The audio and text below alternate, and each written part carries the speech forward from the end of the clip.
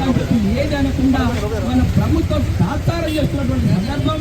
మరి ప్రభుత్వం కాంగ్రెస్ ప్రభుత్వం ఏర్పడి 20 ఏళ్ళైనప్పటికీ సమస్య పరిష్కారం కాకపోవడం వల్ల ఇవాళ తెలంగాణ రాష్ట్ర వ్యాప్తంగా అన్ని జిల్లా కేంద్రాల్లో ఉద్యోగులు ఉపాధ్యాయులు పెన్షన్లందరూ ఒక 1000 మందికి పైగా వాళ్ళ అనారోగ్యం పాలవుతూ హాస్పిటల్లో ఉన్నారు.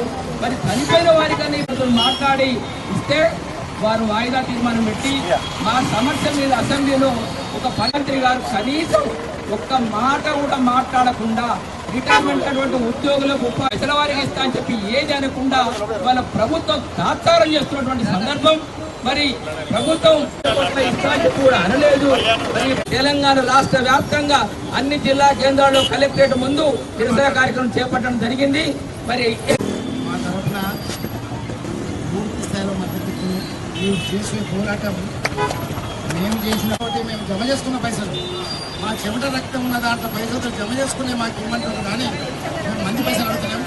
కానీ చాలాసేపు ప్రభుత్వం ఇస్తలేదు. ఎందుకంటే గత ప్రభుత్వం మీకు 3 సంవత్సరాలు పెంచింది కదా అని అంటూ ఈ డబ్బులు వచ్చేంత వరకు మాకు మద్దతు తెలిపి మా పోవడంలో మా ముందుంటారని చెప్పి వాళ్ళ ఉద్యోగులకు రావాల్సినటువంటి 5 DL పెండింగ్ ఉన్నాయి.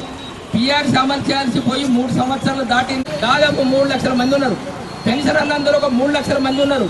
అదేవిధంగా అవుట్ సోర్సింగ్ వాళ్ళు ఒక 3 లక్షల పైచులుకున్నారు. వీళ్ళందరూ 10 ప్రభుత్వం మీద మేము అలిగినము లేదా ప్రభుత్వం మమ్మల్ని చివరి వరకు కరెక్ట్ చూడదని చెప్పి ఇవాళ మీ ప్రభుత్వాన్ని కోరుకుంటే మీరు మమ్మల్ని ప్రయత్నం